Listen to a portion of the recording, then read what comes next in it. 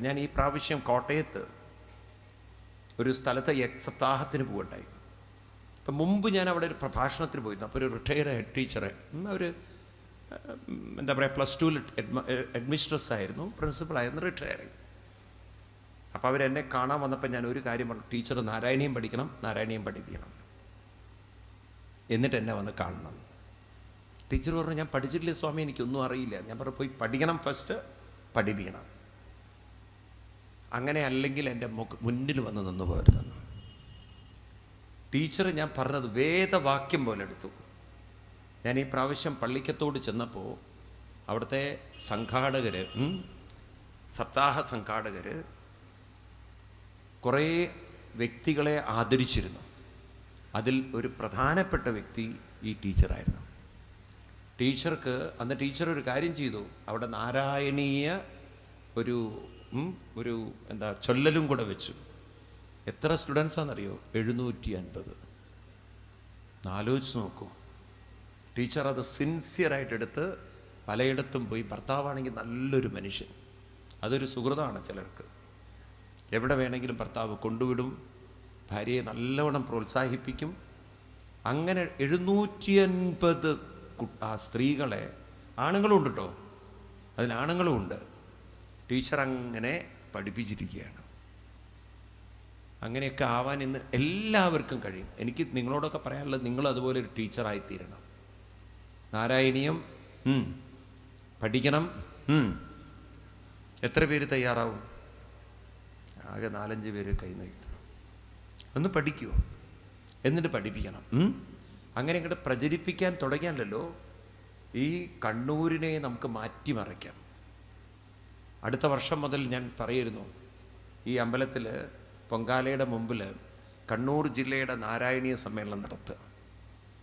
മനസ്സിലായില്ലേ? അങ്ങനെ ഒരു പരിപാടി നടത്തുക. അങ്ങനെ ക്രമേണ എല്ലാവരും ഒന്ന് പ്രോത്സാഹിപ്പിക്കുക, പഠിപ്പിക്കുന്ന അധ്യാപികമാരെയൊക്കെ ഒന്ന് ആദരിക്കുക. അപ്പോൾ കൂടുതൽ കൂടുതൽ ആളുകൾ ഇതിലേക്ക് കടന്നു വരും. മനസ്സിലാവുണ്ടല്ലോ? ഈ നാരായണീയത്തിന് പ്രത്യേകത ഉണ്ട്. അത് വളരെ ആത്മാർത്ഥതയോടെ ചൊല്ലുകയാണെങ്കിൽ രോഗശാന്തി മന്ത്രവും കൂടിയാണത്. രോഗശാന്തി മന്ത്രമാണ്. ഓപ്പറേഷൻ പറഞ്ഞ കേസുകൾ ഇത് ചൊല്ലിയിട്ട് ഓപ്പറേഷൻ ഒഴിവാക്കിയിട്ടുണ്ട്. എനിക്ക് അറിവുള്ളതാണ്. ഓപ്പറേഷൻ പറഞ്ഞ കേസുകൾ ഒരു 40 ദിവസം ഡോക്ടറോട് പറഞ്ഞു, എനിക്കൊരു 40 ദിവസം തരുമോ? ഒരു 40 ദിവസം ഉപാസനയുടെ അവരങ്ങോട്ട് ചൊല്ലി. അത് കഴിഞ്ഞ് 40 ദിവസം കഴിഞ്ഞ് നോക്കുമ്പോൾ ട്യൂമർ ഇല്ല. അത് ചുരുങ്ങി ഇല്ലാതെ യൂട്രസിൽ വലിയ ട്യൂമർ കിടക്കുക. ഒന്നുകിൽ യൂട്രസ് എടുത്ത് കളയാൻ, ട്യൂമർ എടുത്ത് കളയണം. അവർ പോയി സ്കാൻ ചെയ്ത് നോക്കുമ്പോൾ ഒരു പ്രശ്നവുമില്ല. ഡോക്ടർ ചോദിച്ചത് എവിടെയാണ് പോയതെന്ന്. ആ അമ്മ പറഞ്ഞു, നാരായണീയത്തിൽ പോയിന്ന്. അത്ര നാരായണീയം കൊണ്ട് ഒരു വലിയൊരു ഓപ്പറേഷൻ എടുത്ത് കളഞ്ഞു. മനസ്സിലാവുണ്ടല്ലോ? അപ്പോൾ ഇതൊക്കെ ഒന്ന് നമ്മുടെ അമ്മമാരൊക്കെ ഒന്ന് ഉൾക്കൊണ്ട് പഠിക്കുകയാണെങ്കിൽ എത്ര പേരെ രോഗത്തിൽ നിന്ന് രക്ഷിക്കാം. വേണോ വേണ്ടയോ? പറയൂ നിങ്ങൾ. ഇതൊക്കെ നമ്മളിതിനെ ഗൗരവപൂർവ്വം എടുക്കണം. എന്താ കാര്യം എന്ന് വെച്ച് കഴിഞ്ഞാൽ, ഇതിനൊരു കാര്യമുണ്ട്. ഞാൻ ഇതിൻ്റെ സയൻസ് മനസ്സിലാക്കിയിരിക്കുന്നത്, നാരായണിയൊക്കെ ചൊല്ലുമ്പോൾ ഈ മനസ്സിലുണ്ടാകുന്ന പോസിറ്റീവ് എനർജി കൊണ്ട് ഈ ട്യൂമറിനെ കരിച്ചു കളയാനുള്ള കെമിക്കൽസ് നമ്മുടെ ശരീരത്തിൽ തന്നെ ഉണ്ടാവും. നിങ്ങൾ സയൻസ് പഠിക്കുമ്പോൾ കുട്ടികൾ പഠിക്കും, ബോഡിയിൽ തന്നെ ആൻറ്റിബോഡി ഉണ്ട്. ഈ ശരീരത്തിന് തന്നെ റെസിസ്റ്റ് ചെയ്യാനുള്ള ചില കഴിവുണ്ട്. രോഗത്തെ ശുശ്രൂഷിക്കാനുള്ളൊരു കഴിവ് എവിടെയുണ്ട്? ഈ ശരീരത്തിനുണ്ട്. അപ്പോൾ ഇത്തരം മന്ത്രങ്ങളൊക്കെ ചൊല്ലുന്ന സമയത്ത് തീർച്ചയായിട്ടും അത് അസുഖം മാറി കിട്ടും. ഞാൻ വെറുതെ പറയല്ല. അതുപോലെ കുറച്ച് ടീച്ചർ അവർ കുറച്ച് നാച്ചുറൽ ചികിത്സയും കൂടെ നടത്തിയിരുന്നു. മനസ്സിലായില്ലേ? നാച്ചുറൽ ചികിത്സ എന്ന് പറഞ്ഞാൽ ഈ ഗോമൂത്രം, തുളസി വെള്ളം, ഇങ്ങനെയൊക്കെയുള്ള സാധനം കൂടി അവർ കഴിച്ചിരുന്നു. അപ്പം അത് പറയുമ്പോഴാണ് പറയുന്നത്, ഈ പലപ്പോഴും ഉണ്ടല്ലോ നമ്മുടെ നാടൻ സാധനങ്ങളെ കൊണ്ട് തന്നെ പല രോഗങ്ങളെയും നമുക്ക് ട്രീറ്റ് ചെയ്യാൻ പറ്റും. നമുക്കതിൻ്റെ മഹത്വം അറിയില്ല എന്ന് മാത്രം. ഇപ്പം എനിക്ക് ഒരു പേഴ്സണൽ എക്സ്പീരിയൻസ്, എനിക്കിങ്ങനെ നോൺ സ്റ്റോപ്പ് പ്രോഗ്രാം നടത്തിയിട്ട് ഈ ചെസ്റ്റ് കൺജഷൻ കയറി. അത് ഇത്തിരി സിവിയറായി കയറി. കാരണം വിദേശ രാജ്യങ്ങളിലൊക്കെ പോകുമ്പോഴുണ്ടാകുന്ന കുറേ AC ഹാളിൽ നടത്തുന്ന സമയത്ത് പിന്നെ ഇങ്ങോട്ട് വരുമ്പോൾ ക്ലൈമറ്റിലുള്ള മാറ്റം, ഇപ്പോൾ റെസിസ്റ്റൻസ് എവിടെയോ പോയി. പിന്നെ ഈ പുകയും അതുപോലെ തന്നെ കർപ്പൂരവും എല്ലാം കൂടെ സപ്താഹം എന്ന് പറഞ്ഞാൽ ബഹളല്ലേ. അങ്ങനെ ഒരു ഡോക്ടർ, ഞാൻ പരിചയമുള്ള ഒരു ഡോക്ടർ, പുറത്ത് കേരളത്തിന് പുറത്താണ്. അദ്ദേഹത്തിൻ്റെ അടുത്ത് പോയി കംപ്ലീറ്റ്ലി ഒരു ഫുൾ ഡേ അദ്ദേഹം പറഞ്ഞു, പ്രോഗ്രാം ഒന്നും വെക്കരുത്, എൻ്റെ അടുത്ത് വരണം. എന്നിട്ടൊരു 15ഓളം ടെസ്റ്റുകൾ ഡോക്ടറുടെ നേതൃത്വത്തിൽ ചെയ്തു.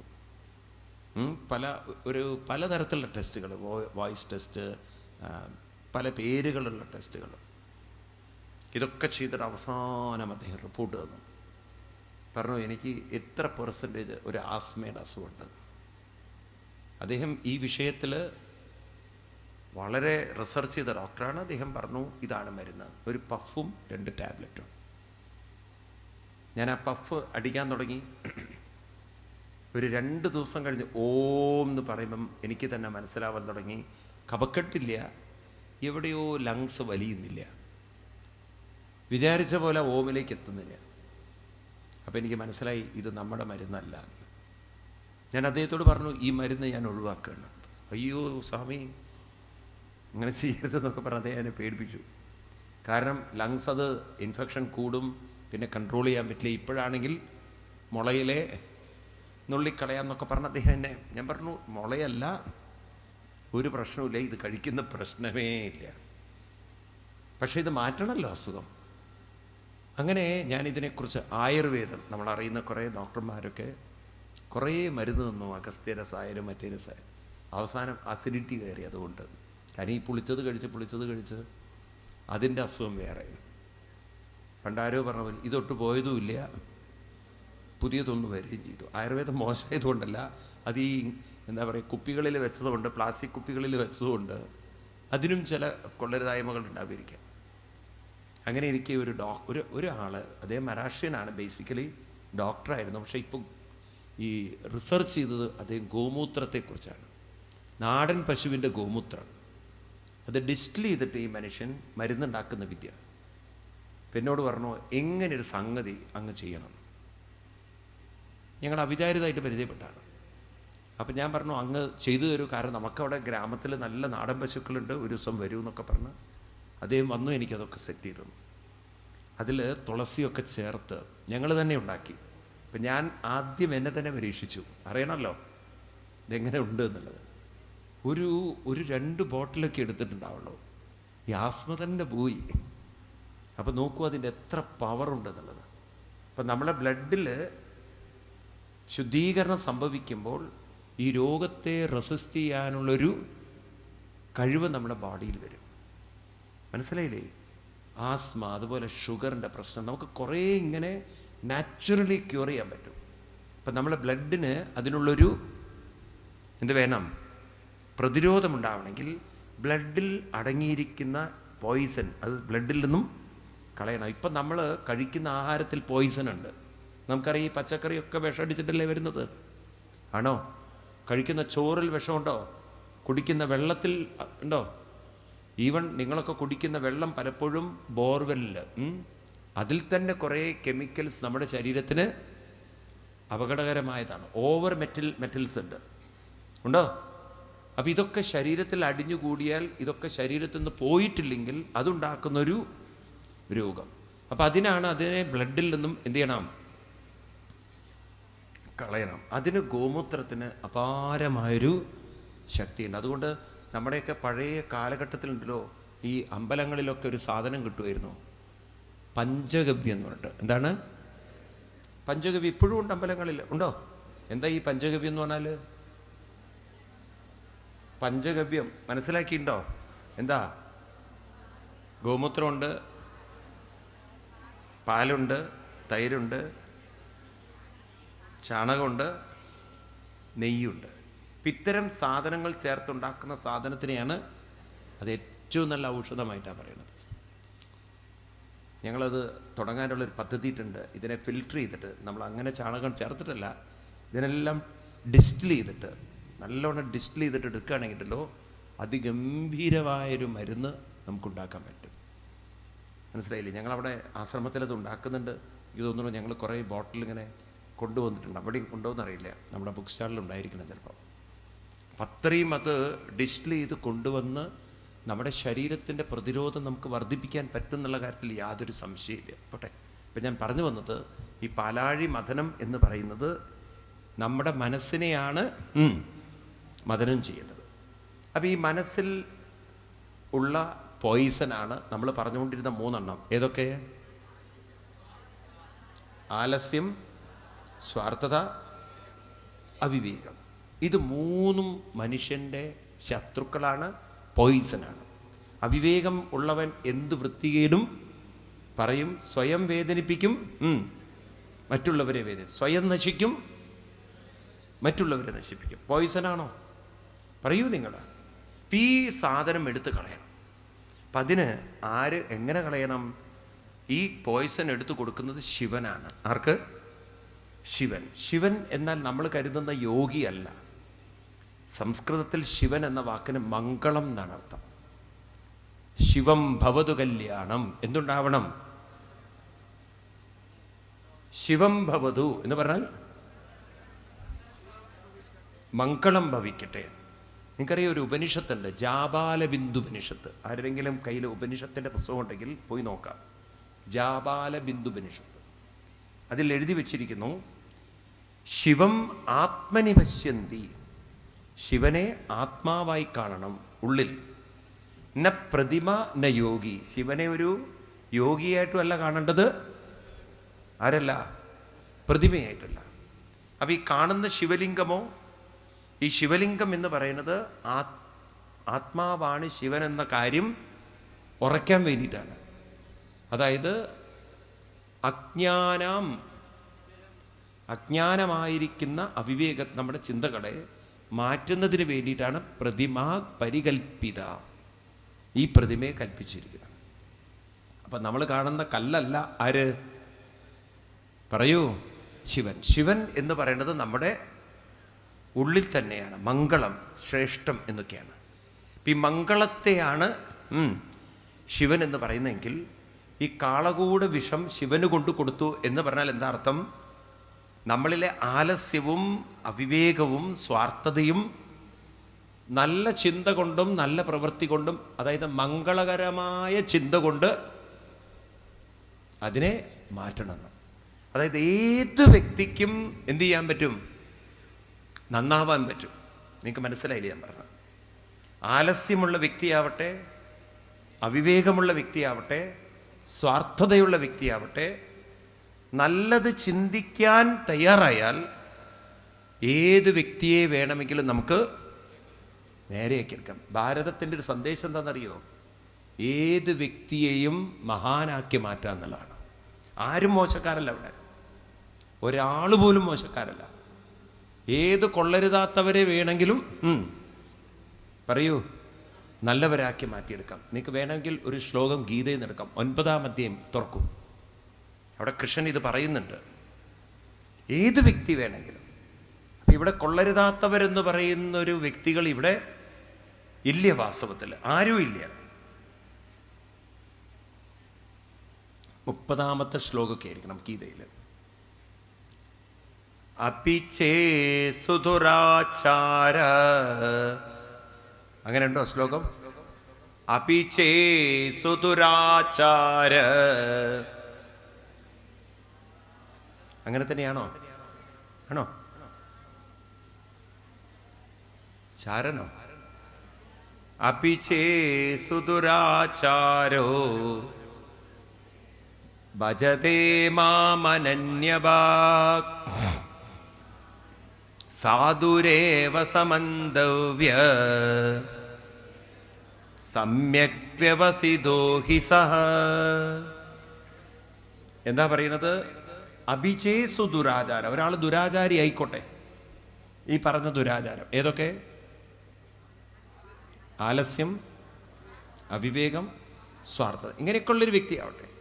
ഭജതേ മാം അനന്യഭാഗ്. അല്പമൊരു നല്ല കൂട്ടുകെട്ടിലൂടെ എന്നെ ഒന്ന് അവൻ ഭജിക്കാൻ തുടങ്ങിയാൽ മതി. സാധുരേവ, അവനൊരു ശ്രേഷ്ഠനായി മാറും. അപ്പോൾ കൊള്ളരുതാത്തവരായി ഈ ഭൂമിയിൽ ആരുമില്ല. അപ്പം അതിനാണ് നമുക്ക് നല്ലൊരു കൂട്ടുകെട്ട് വേണം. അവരിൽ അങ്ങോട്ട് ചേർന്ന് കഴിഞ്ഞാൽ ഏത് കൊള്ളരുതാത്തവനും നേരെയാക്കി എടുക്കാൻ പറ്റും. അതുകൊണ്ടാണ് ഞാൻ ഈ അമ്മമാരോടൊക്കെ പറഞ്ഞത്, നിങ്ങൾ മുന്നോട്ടിറങ്ങുമ്പോൾ നല്ല നല്ല കൂട്ടുകെട്ടുകൾ വരും. അപ്പോൾ പിന്നെ ദുഃഖിച്ചിരിക്കേണ്ട ഒരാവശ്യം വീട്ടിൽ ഉണ്ടാവില്ല. നിങ്ങൾക്ക് കരുത്തുണ്ടോ, നിങ്ങൾക്ക് ഈ കരുത്ത് മറ്റുള്ളവർക്ക് കൊടുക്കാൻ പറ്റും. എപ്പോഴും ഒരു കാര്യം മനസ്സിലാക്കണം, ശിവൻ എന്ന വാക്കിൻ്റെ ശരിക്കുള്ള അർത്ഥം, ശിവൻ എന്ന് പറഞ്ഞാൽ മംഗളകർമ്മം എന്നാണ്. എന്താണ്? മംഗളകർമ്മങ്ങൾ. മംഗളകർമ്മങ്ങളിലൂടെ മാത്രമേ നമ്മുടെ ഉള്ളിലുള്ള വേണ്ടാത്ത ചിന്തകളെ നമുക്ക് പറയൂ ഇല്ലാതാക്കാൻ പറ്റുള്ളൂ. നോക്കൂ, ഇവിടെ ഒരു മംഗളകർമ്മം നടക്കുകയാണ്. ഇതാണ് ശിവൻ. ഇവിടെ ഇരിക്കുമ്പോൾ തന്നെ നമുക്ക് കുറേ വേണ്ടാത്ത ചിന്ത പോവില്ലേ മനസ്സിൽ നിന്ന്? ഉണ്ടോ ഇല്ലയോ? അപ്പം വേണ്ടാത്ത ചിന്തകൾ മാറ്റാനുള്ള ഏറ്റവും നല്ലൊരു വഴിയാണ് നല്ല മംഗളകർമ്മങ്ങളുടെ ഒരു ഭാഗമായി മാറുക. ഈ മംഗളകർമ്മം ചെയ്യാൻ കമ്മിറ്റഡ് ആയിരിക്കണം നമ്മൾ ഓരോരുത്തരും. ഇത് നമ്മുടെ ഒരു എന്താ പറയുക, ഉത്തരവാദിത്തമായിരിക്കണം. ഐ വിൽ ഡു ദിസ് എന്നുള്ള കമ്മിറ്റ്മെൻറ്റ് വേണം. എനിക്ക് തോന്നുന്നു ഈ നാട്ടിലെ ഓരോ അമ്മമാരും പ്രതിജ്ഞ ചെയ്തുകൊണ്ട് മുന്നോട്ട് ഇറങ്ങുകയാണെങ്കിൽ ഈ കണ്ണൂർ ശരിക്കും മംഗളമായൊരു നാടാക്കി മാറ്റാം. മനസ്സിലായില്ലേ? നമ്മുടെ സംസ്കാരത്തിൻ്റെ പ്രചാരത്തിലൂടെ ഓരോ അമ്മയും നന്നായാൽ ആ വീട് നന്നായി. പിന്നെ എങ്ങനെ കൊലപാതകങ്ങൾ നടക്കും ഇവിടെ? കൊലപാതകങ്ങൾ നടക്കുന്നതിൻ്റെ ഒരു കാര്യം, എവിടെയോ ചില അമ്മമാർ നല്ല സംസ്കൃതിയിലല്ല ജീവിക്കുന്നത്. അപ്പം പിന്നെ ആ വീടുകളൊക്കെ അങ്ങനെ ആയില്ലെങ്കിലല്ലേ അത്ഭുതമുള്ളൂ. മനസ്സിലാവുണ്ടല്ലോ? അമ്മമാർ മോശമാണെന്നല്ല പറയുന്നത്, അമ്മമാർ നല്ല കാര്യത്തിന് പറയൂ ഇറങ്ങിത്തിരിക്കണം. നമ്മളെ നല്ല കാര്യങ്ങൾക്ക് വേണ്ടി മുന്നോട്ട് ഇറങ്ങണം. കാരണം നമ്മുടെ സംസ്കൃതി, ഭാരത സംസ്കൃതി ഇരിക്കുന്നത് സ്ത്രീകളുടെ കയ്യിലാണ്. ആരുടെ കയ്യിൽ? അതുകൊണ്ടാണ് നമ്മുടെ ഭാരത സംസ്കാരത്തിൽ എപ്പോഴും മുന്നിൽ വച്ചിരിക്കുന്ന ആരെയാണ്? മാതൃദേവോ ഭവ. എന്താണ്? അപ്പം ആരാ മുന്നിൽ ഇറങ്ങേണ്ടത്? അമ്മമാർ സീരിയലിൻ്റെ മുന്നിലിരുന്നാലോ? അവരെ അമ്മമാർ നല്ല വിളിക്കുക. അവരെന്താ വിളിക്കേണ്ടത്? മമ്മി എന്ന് പറഞ്ഞാൽ ശവം എന്നർത്ഥം. ഇപ്പോഴത്തെ കുട്ടികൾ അങ്ങനെയല്ലേ അമ്മമാരെ വിളിക്കുക? എന്താ വിളിക്കുക? മമ്മി. അച്ഛനെ ഓൾറെഡി ഡാഡി എന്നാണ് വിളിക്കുക പലരും. ഡാഡി എന്ന് പറഞ്ഞാൽ എന്താ അർത്ഥം എന്നറിയോ? ആണുങ്ങളെയൊക്കെ വീട്ടിൽ പണ്ട് നാട്ടിൽ എടാന്നാണ് വിളിക്കുക, പെണ്ണുങ്ങളെയൊക്കെ എടീന്ന് വിളിക്കും. ഇതിൽ രണ്ടിലും പെടാത്തവരാണത്രേ.